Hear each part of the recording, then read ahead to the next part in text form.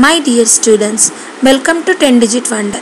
इस चैनल में आपके मैथ्स एंड साइंस के डाउट्स क्लियर करने वाले वीडियोस रहेगा। अगर आपको समझ में आए तो ज़रूर लाइक कीजिए, अपने फ्रेंड्स के साथ शेयर कीजिए, चैनल को सब्सक्राइब करिए और बेल आइकन दबाइए ताकि लेटेस्ट अपडेट्स आपको मिल जाए। डियर बच्चे, इस वीडियो में प्रश्नावली 3.1 का प्रश्न 2, जिसकी बीजगणितीय विधि और ग्राफीय विधि का निरूपण करना था। तो बीजगणितीय विधि का वीडियो ऑलरेडी आप लोग देखे होंगे। अगर नहीं देखे हैं तो उसका लिंक मैं डिस्क्रिप्शन में दे दूंगी, चेक कर लीजिए।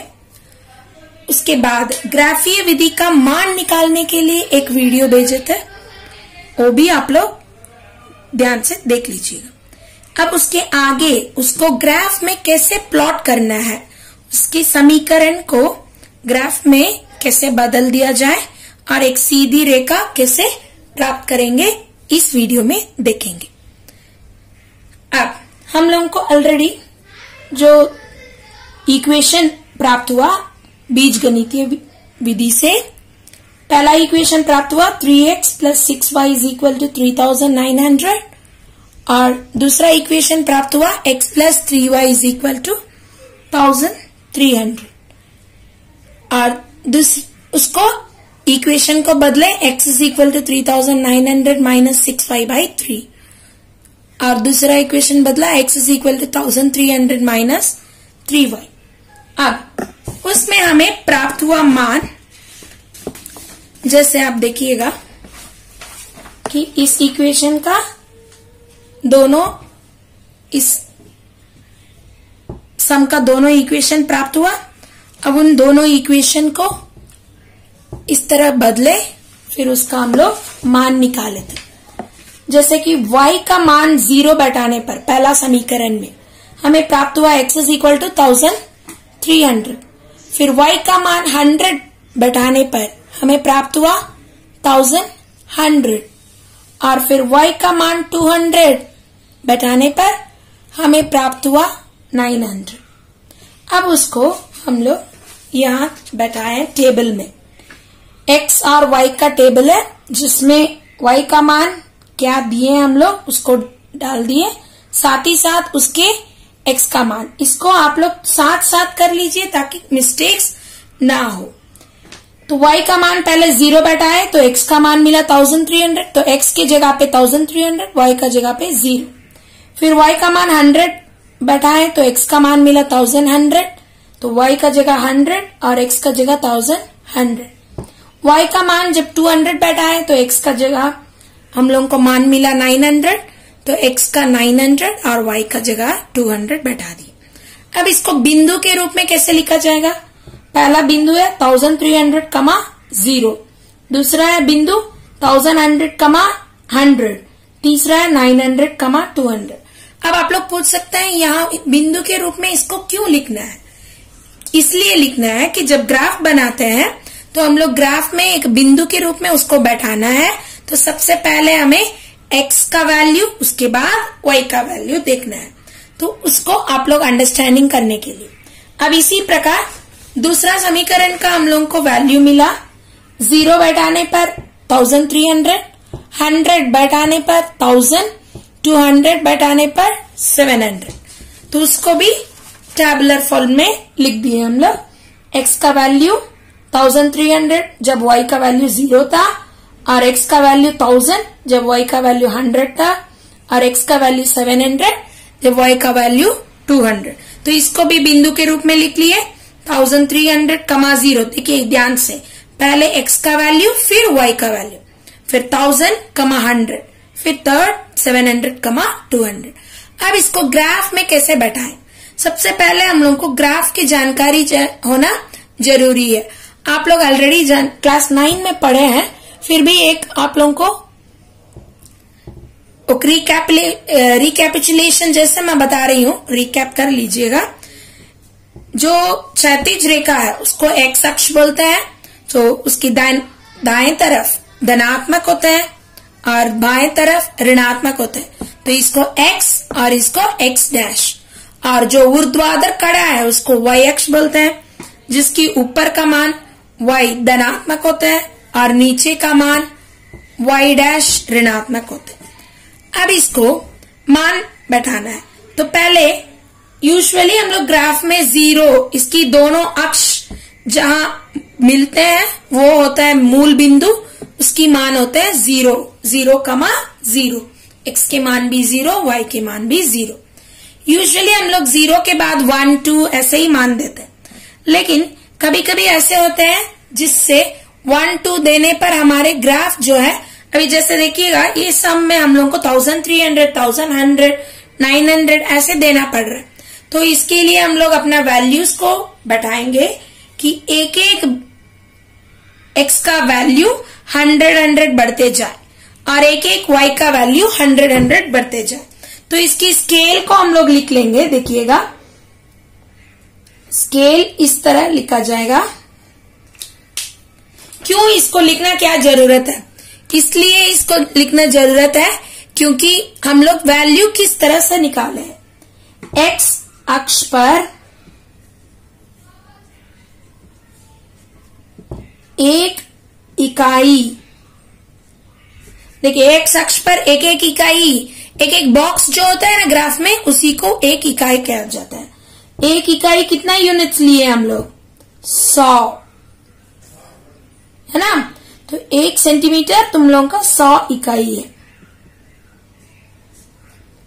फिर y अक्ष पर 1 सेंटीमीटर हो गया 100 इकाई। तो ग्राफ में जो एक एक छोटे छोटे बॉक्स होते हैं उसी को 1 सेंटीमीटर का बॉक्स, आप लोग स्केल से अपना माप के देखिएगा, उसकी एक एक यूनिट्स का गैप जो होता है वो 1 सेंटीमीटर का होता है। तो x अक्ष में 1 सेंटीमीटर को हम लोग कितना माने हैं? देखिए 0 के बाद 100, 200, 300 मतलब 1 सेंटीमीटर हमारे हुआ 100 इकाई। फिर y अक्ष में भी 100, 200, 300, 400 तो 1 सेंटीमीटर हुआ 100 इकाई। ठीक है। अगर मान लीजिए इसमें 3, 6, 9, 12 ऐसे देंगे तो क्या होगा? x अक्ष पर 1 सेंटीमीटर होगा 3 इकाई, y अक्ष पर होगा 2, 4, 8, 2, 4, 6, 8 तो 2 इकाई। जैसे हम लोग बैठा रहे उसी हिसाब से हम लोग को स्केल लिखना होगा। ये सबसे पहले समझ लीजिए। क्लियर? अब दूसरी, इसका बिंदु को कैसे ग्राफ में बैठाया जाए वो ध्यान दीजिए। अब सबसे पहले हमें 1300, 1300 किसका वैल्यू है? x का।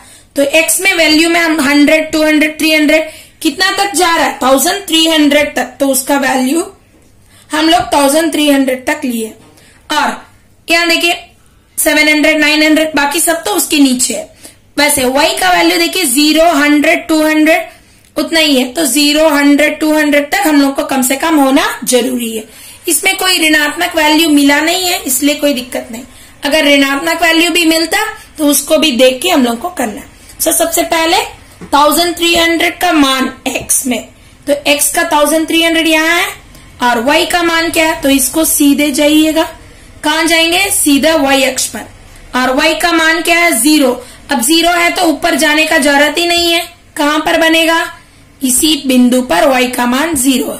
तो ये बिंदु का मान हो गया 1300,0। क्लियर? अब दूसरा वैल्यू क्या है? 1100, मतलब x का मान हो गया 1100 यहाँ और y का मान हो गया 100। तो इधर से सीधा जाएगा 100 और यहाँ 1100, तो दोनों मिलकर यहाँ बनेगा 1100, 100। क्लियर? अब तीसरा बिंदु 900, 200, तो x का मान हो गया 900, सीधा जाएंगे ऊपर और y का मान हो गया 200, तो यहां हो गया 900, 200। अब 3 बिंदु हमें मिल गया। इन तीनों बिंदुओं को हम लोग मिलाएंगे और देखेंगे एक सीधी रेखा बन रहा है कि नहीं। अब इसको मिला रहे हैं, देखिए तो एक सीधी रेखा बना। अब इसके ऊपर जो समीकरण है उसको लिख लीजिएगा। 3x plus 6y equal to 3900। एक लिखना क्यों जरूरी है? एक समीकरण जो है, जिस समीकरण का मान को हम लोग बिंदु में बैठाए और उसको मिलाए हैं, तो इस जो फलाना रेखा है वो इस समीकरण का रेखा है, तो तुरंत लिख लेने से गलती नहीं होगी। और next, x plus 3y is equal to 1300। उसका क्या क्या बिंदु मिला? सबसे पहले 1300, वो ऑलरेडी यहां बना चुका है। दूसरा क्या है? 1000, तो यहां 1000 और इसमें 100।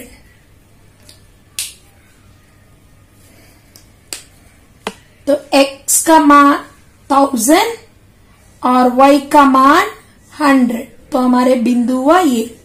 फिर नेक्स्ट 700, 200, x का मान हुआ 700 और y का मान हुआ 200, तो यहां लिख देंगे इस बिंदु का है 1000, 100, इस बिंदु का है 700, 200। अब तीनों बिंदुओं को मिलाएंगे। मिलाने पर हमें प्राप्त हो रहा, देखिए